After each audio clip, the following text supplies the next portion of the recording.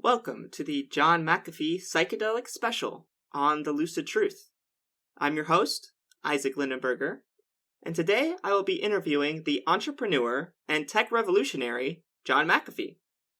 John is the inventor of the famous antivirus software by his same name, and is widely recognized for his contributions to cryptocurrency.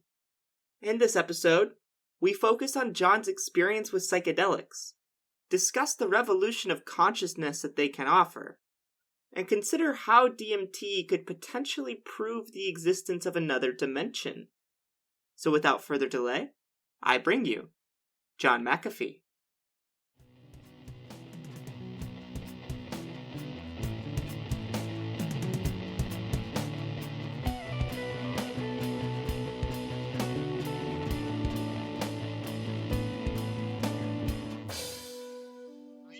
Someone all of you know and love, John McAfee. John, thank you for coming on the podcast. Okay, well, thanks for inviting me on. I'm happy to be here, folks. We're happy to have you. I'm just moving my mic around for 1 second. Please forgive me. I'm an old man, and this new technology. There we go. Shouldn't things get smaller as they get better? No. Yes. This 30-pound monster. What the fuck, man? Anyway, my apologies. So, there's been a lot going on in the world, and a lot of that is happening in the external. But for this interview, I want to focus on the internal.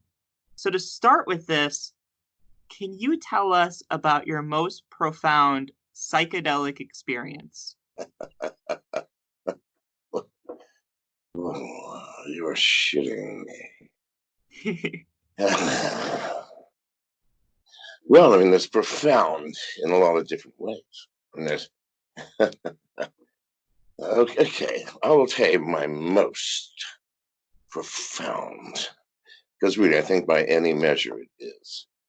It happened in St. Louis, Missouri, and I was working as the director of programming for the Missouri Pacific Railroad, implementing a brand new technology to schedule the shipment of these thousands of rail cars, all of them going from one place to another different fucking place, to make that all automated.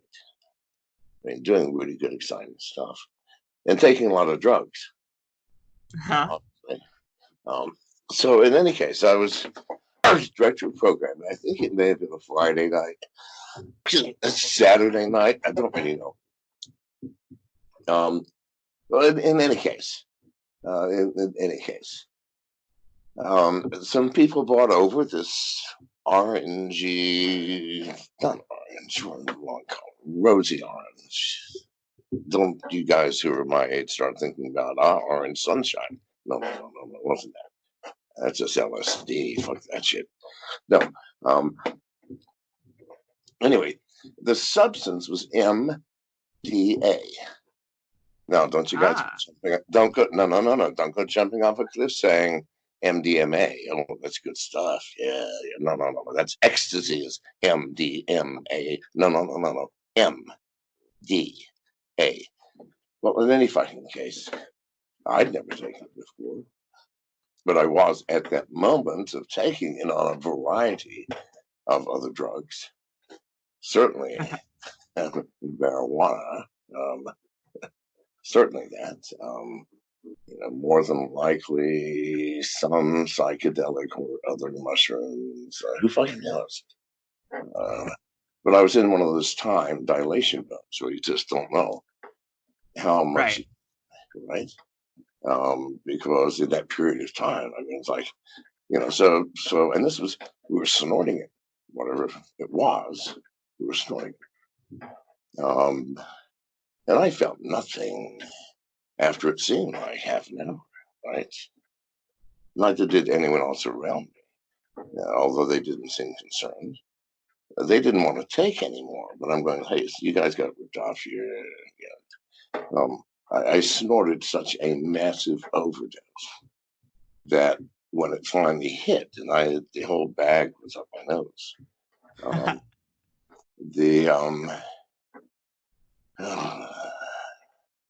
Yeah, this is even now, an emotional experience, folks. So the first thing that happened is the people around the table turned into animals, pigs, mostly. Were they all pigs? I can't remember. But Ah. but the room began spinning in a helix spiral like DNA, up, and things began to shake. And we all got on the table. This is me, and 1, 2, 3, 4, 5. Me and 5 animals on this table spinning um, up through the roof into the sky, through the stratosphere to the point that we were all crowding, terrified of the height, Wow.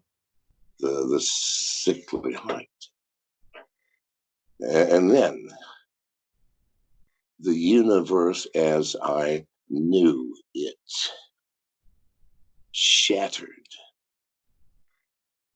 into a trillion fragments, like a mirror, with each fragment having a piece of reality on it, but not the full picture. And so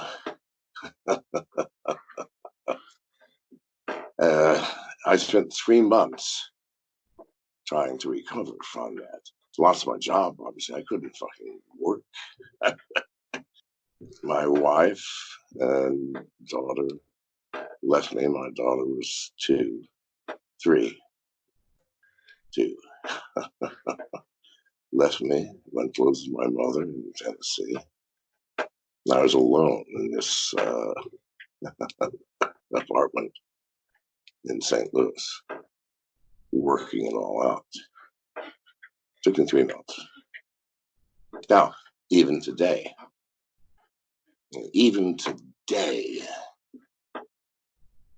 I don't understand large segments of the reality surrounding me because I could never find the pieces that would reflect that reality. And this is how I have lived for 40 years.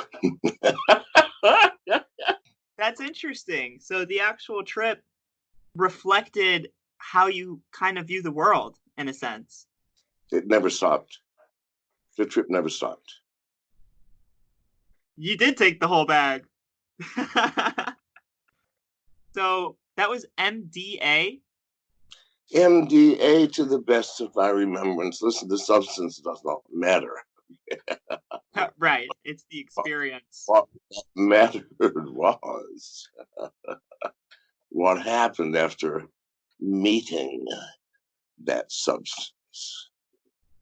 I mean, does it need a name?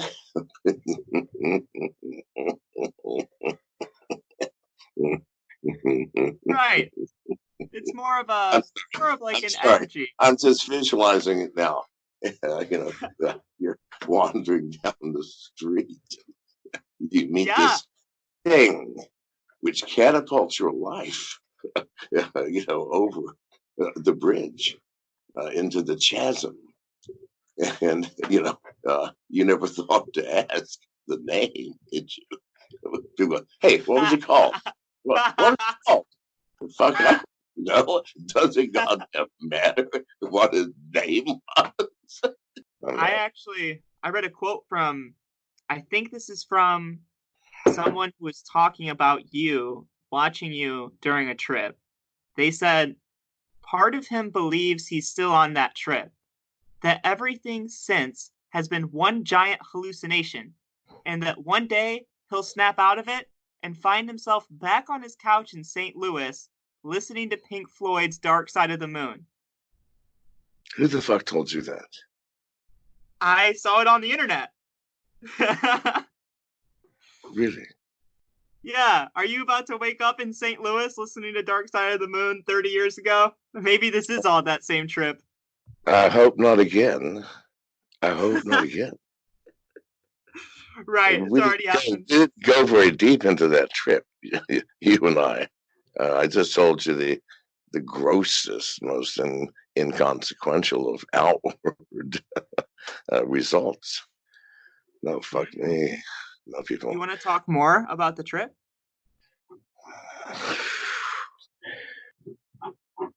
I don't think so. I don't think it would enlighten either anyone listening nor myself. That's okay. So I have some other questions for you on that notion. So, Yes. what was it like working on LSD routing trains with an IBM computer? How did you know it was IBM? Hey, where do you get this information from? I'm Uh, just curious. I'm a very good researcher, and Fuck. I like Yeah.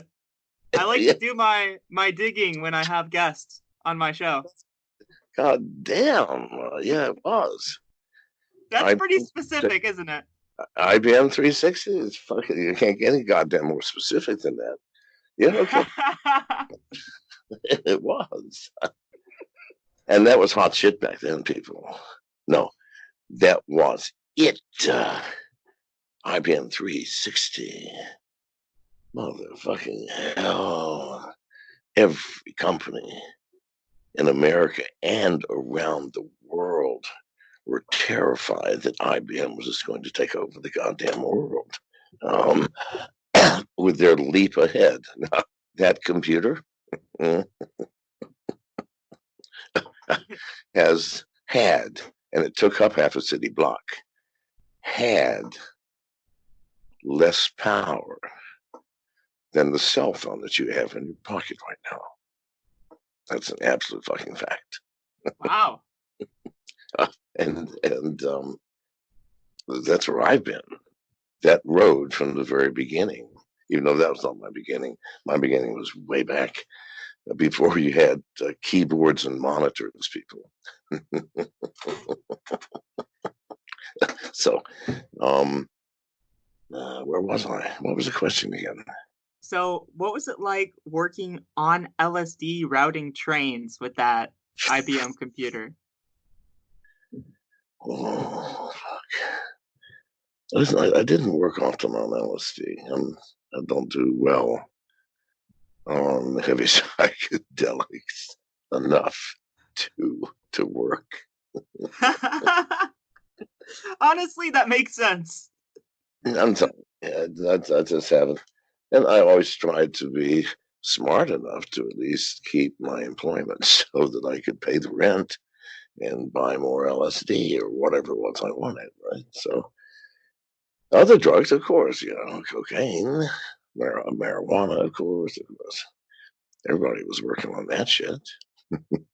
Right, right. Probably less few like tripped out on acid while they're trying to work on routing fucking trains. No, it, it just, I don't think it's possible for me. I just don't think it is. I mean, I think you're right. I'm just saying. I think so. Have you ever tried DMT? Yes, I don't like DMT. Really? It's too sudden. It's over too fast. You can't even get yourself situated in your fucking situation before it's over. Right. It's no, it's jagged for me. I Maybe mean, you would like ayahuasca. well, no, yes, I do. It's just too slow for me. Right. Fair enough. It is like 4 or 5 minutes. No, if you listen, here's my favorite one. Let's cut to the chase, people.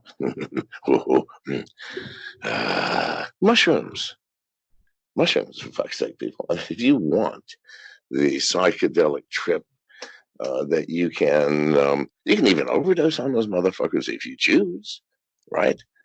If it's not heavy enough, chew a few more. No, no, that's the beauty of mushrooms, isn't it? Get as Yeah. high as you want. Get as high as you fucking want. Oh, now here's another story. Uh, no, this is nothing. This is not a bad one. Nothing like my St. Louis trip. But this one, okay. Here's my other psychedelic experience that has always stuck with me. Mushrooms. So I am now in Santa Clara. Have I started McAfee at McAfee Company? If not, I'm working at Lockheed. We're in that area, 1985, maybe 1986. At that cusp of what the fuck am I going to do with my life, right? So in any case, I got a bag of mushrooms. A friend dropped him off and had to leave. He was doing more deliveries of shrooms in the neighborhood and had to buzz off. So I popped a couple while I was doing my thing. And again, whatever else I was on must have dilated time, but nothing happened on the mushrooms. So I didn't feel them. I felt, psilocybin or psilocybin, whichever branch of the world you wish to pronounce from. Nothing happened. I recognize that shit. It's not my body. I ended up eating the whole fucking bag, getting pissed, jumping in my car, going downtown San Jose, I don't know what, roaming the streets, which I intended to do. I parked the car across from the main park in San Jose, California. Got out. And there's a dog across in the park looking up in the sky going, woof, woof, woof, woof, woof, woof. and I love dogs. Everybody will tell you that's my soft spot in life. I love dogs. I love them all. I'm not afraid of any.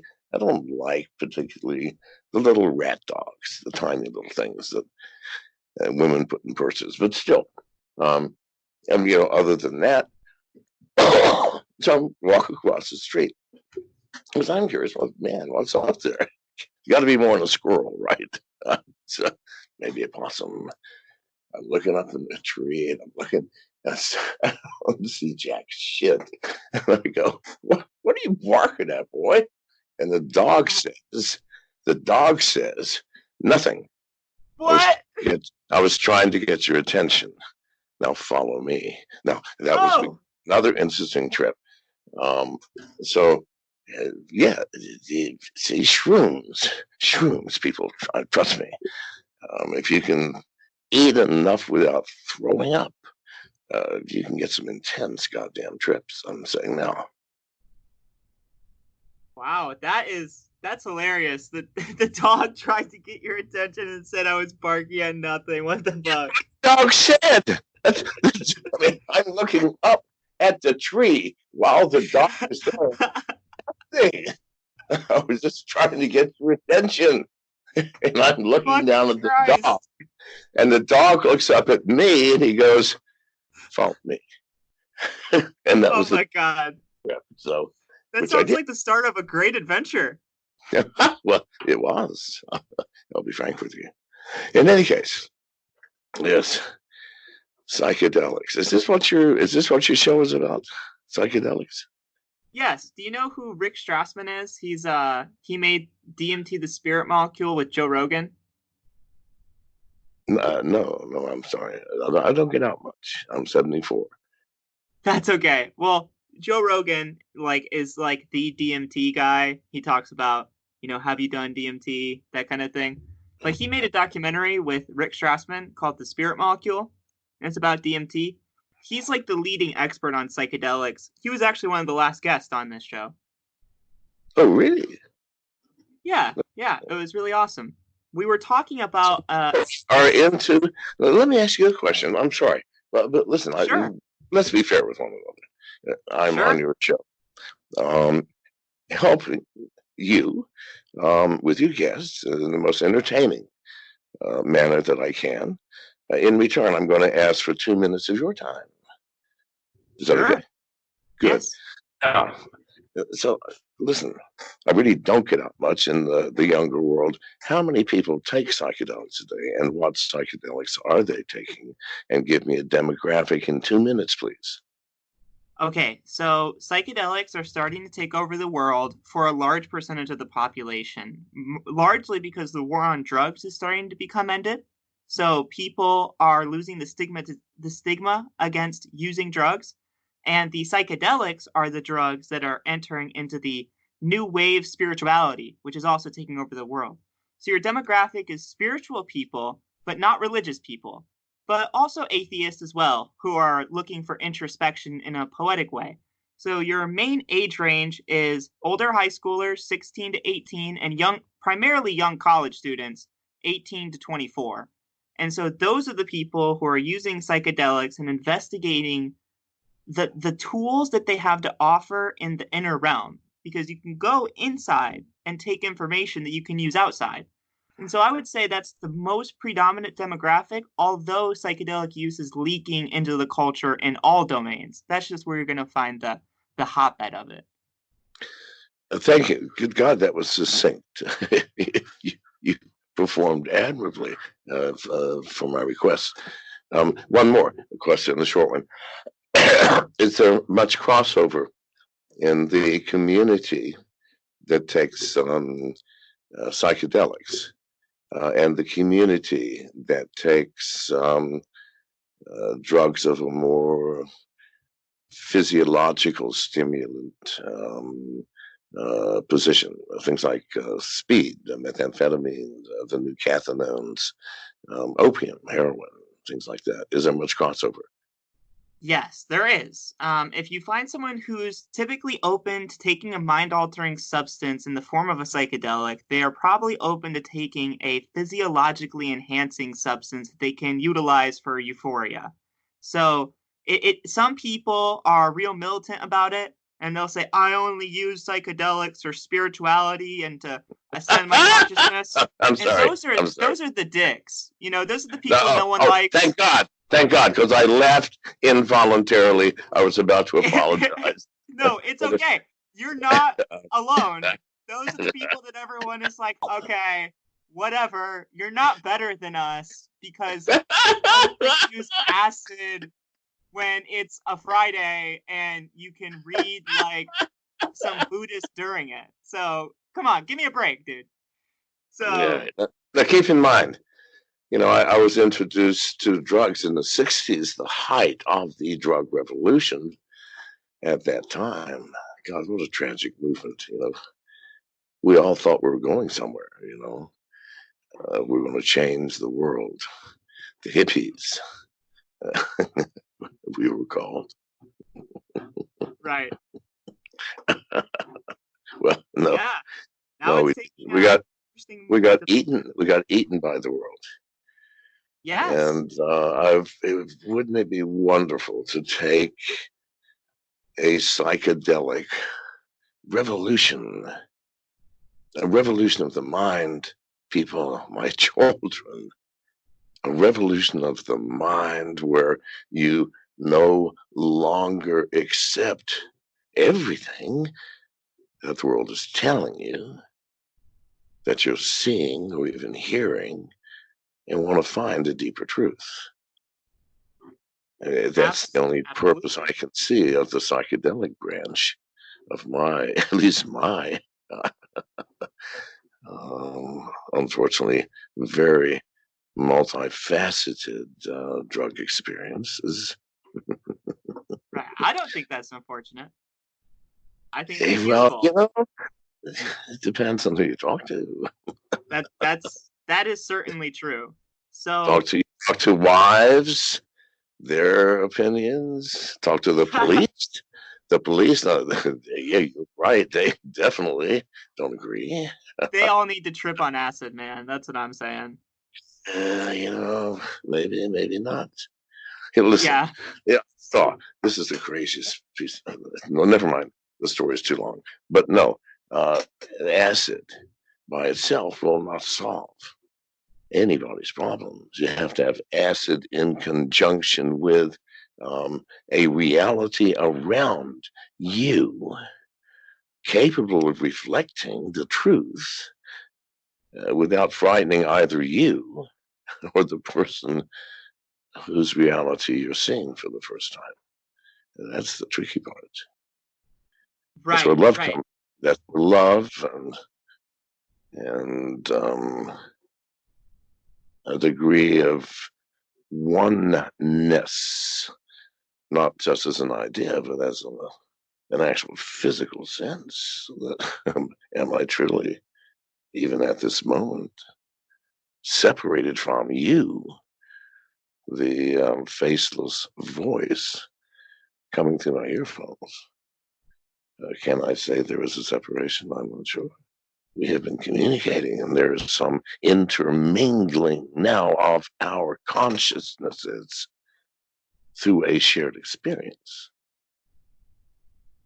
Right, but if you zoom out, it's still connected in the sense that it's still one source of consciousness that is communicating with itself, but it's fractured, right? So you have the one consciousness, but then you fracture it and you divide it into individualized subunits so it can experience itself in a more individualized context rather than, because if you're infinity all at once, that's confusing. You gotta divide that out, and then it's easier to understand.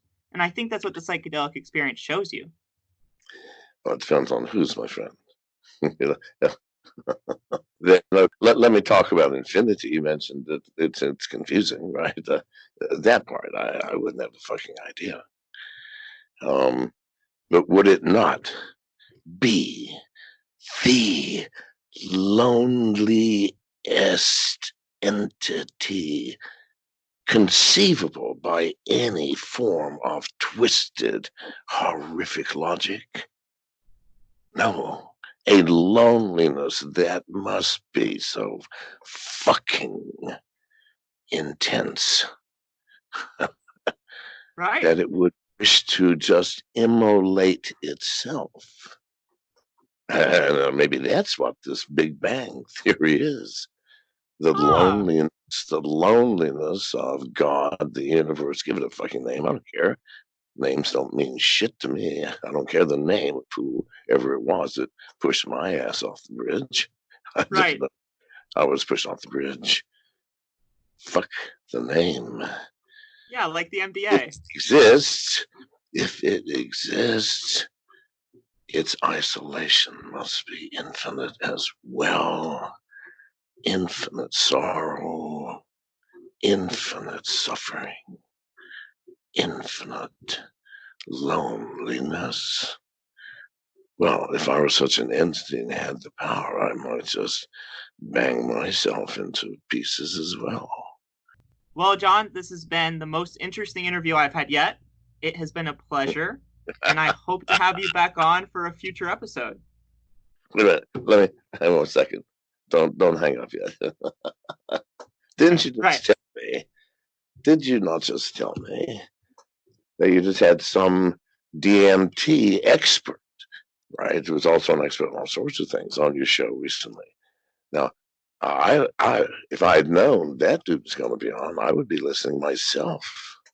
And I've done nothing that could impart any sort of knowledge to anybody in the past half hour. Why am I the most interesting? Oh, trust me. Okay, so I want to tell you about what this can lead to. So, like I told you about Rick Strassman. Okay, so I work with him too, but I'm working with all of these people in the psychedelic community who are doing this real research. And what we're on to right now is proving that another dimension exists. So think about this for a second.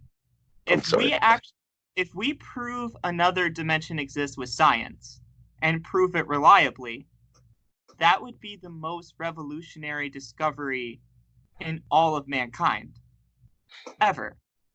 All right. Now, I'm the person you should be talking to right now because I'm a scientist and a mathematician. And I know more about electronics and communications and how computers work than almost anybody. And I'm reasonably well versed in the mathematics that underlies everything, including physics. Okay. Now, I can tell you this. In the world of mathematics, we have 11-dimensional universes, which we might in fact be living in, but only conscious of 3, 4, if you want to include time as a dimension, um, and 11 with string theory. You're skating on ground that's been skated over 1,000 times by mathematics, and even science. Yes. Entirely new theories about black holes, for example, about everything. The bending of light by gravity. What the fuck is gravity? No one ever seemed to have understood that motherfucker, including Einstein. Um, the weak force, the strong force. So, no, don't go there. Right. Just Well, John, I no, want you don't to. connect it to psychedelia. I think that limits radically the value of psychedelics and or potential value in a person's life. We don't want them coming into psychedelia with any preconceptions at all. Atheist, the believer in God, Yahweh, Ganesha, Kali. No, nothing. Drop every fucking thing at the door, including how many dimensions are. Who gives a flying fuck? You'll find out just after you've passed through. Right. Well, Right? John, so here's the idea. So I want your help on this project because Uh, right now this is the most revolutionary idea that has ever existed. all right. If we have a team that proves another dimension exists, I mean that's just legendary. Like it's the most monumental thing that's ever been achieved. So I Why? think you're the perfect What person is to the be on purpose board of? with this. Well, yes, but what is the purpose of proving it? Okay, What so is if trying to achieve? I'm not interested in proving any physical concept anymore. it's not I know my physical, I know my limitations. Right, the dimensions of it physical thing. I hope. Otherwise, we've already done 11 with string theory that work. Right, right. 11 dimensions. It's a psychedelic spiritual dimension. It's not necessarily spiritual in the sense that it's something you pray to or something like that, but it's like Terence McKenna spiritual. Like there's intelligent beings that live there, and we can prove it. So let me tell you real quick the way There's that we something. can do it. For example, to get proof. I mean, like if we take them on as partners, that they can answer prayers and what kind, how often, how many per second, things like this. We actually have an experiment that is designed to prove that this. We have an experiment. So let me pitch it to you real quick. So Yes, this is and this is the I will idea. stop. I will stop joking. No, I'm listening. it's okay. Totally, I'm listening now. you're good.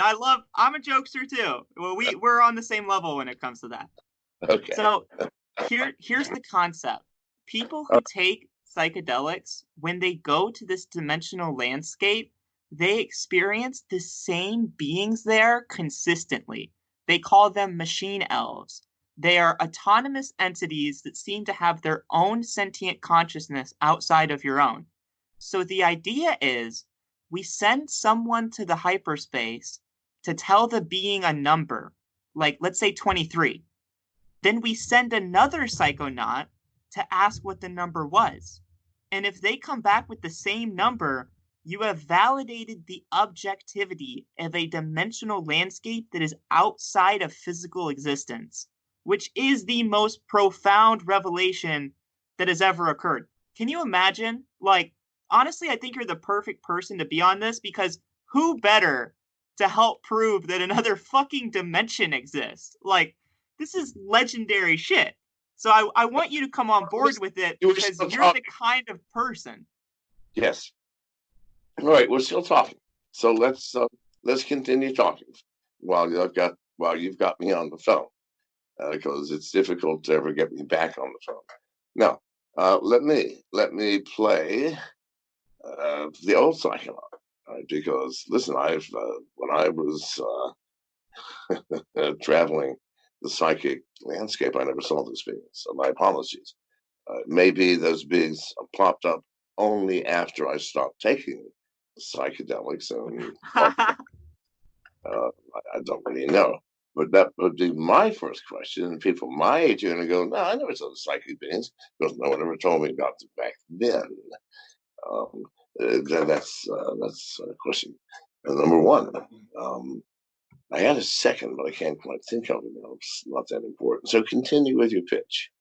Okay, here's the answer to question 1. These beings are only able to be experienced on DMT because DMT is only produced in the human body. It's the only psychedelic that exists within the human nervous system. A lot of people think DMT is produced by the pineal gland in the brain, and that's not true. It's produced in the lungs. It's a common myth that culture has adopted that's inaccurate.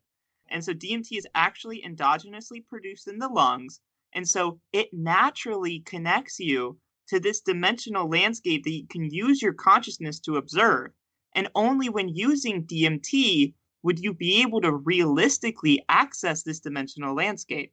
So it takes DMT to do it, and it takes someone who's an experienced psychonaut with DMT to get there. I have people on my team who can reliably contact the entities and communicate information back from them. We just need more work on the experimental design, research end. Everything's coming together with this. Listen, the psychedelic world is nice, but there is another world just as real, unfortunately, far more rumble tumble in the world of matter. We got energy and matter. The speed and opium, they're in the world of matter. Psychedelics in the world of energy, as I view them. And you have to be very careful when you combine those two things. Yes, you do. Right? I mean, you're a psychonaut, all right? You're on this earth to run down that trail with as much bravery as you can, accepting as I did. Listen, goddamn, you would have loved the '60s. People just handed out pills, which people, without question, even strangers, you're in a fucking club, right? And someone passes out a pill you've never seen. Nobody questioned. You popped it. People didn't poison each other back then. I don't know what the fuck happened, but no, we didn't do shit like that. And you just took it. And sometimes you're going, whoa, you saw the dude with the leather outfit. Man, which way did he go? Man, I need more of that shit, right? Stuff like that. Wow. No. That sounds, you're teasing me, man. That sounds so amazing. No, that was the absolute fucking fact. No, I can't count the number of pills. I just go, especially if it's a fucking friend. Oh, dude, try this. Yeah, good. Try. You know, right. Never asked what it was. Half the time you didn't know. Right? Right. Even if you did back then, you weren't sure what it was. I mean, some might have found a bag of something, right? Massively potent shit. Jesus. And then go, what is this shit? So because I don't know, I think that's MDA, which is what people said they thought it was that I took the whole fucking bag off. Anyway, so you didn't really know, but you knew that if they had taken it, you know. Right, it's kind of safe if they took it and they're still kicking. They took it and they're going, hey, man, I want to share this experience. Oh, fuck yes. Yes. Yeah, man, I would have loved the '60s. That sounds like my time. We were so free. Anyway, thanks very much, and get in touch with Janice. Yes, will do. So, that was my conversation with John McAfee. I'm hoping to work with him on a psychedelic treatment center that both provides psychedelic therapy and also researches the inner landscape with a scientific methodology. So far, he seems to be interested. So we will see how that goes. As always, if you support the show, you can donate on Patreon under The Lucid Truth, and you can find it anywhere you listen to podcasts. Stay tuned, and I hope to see you for the next episode of The Lucid Truth.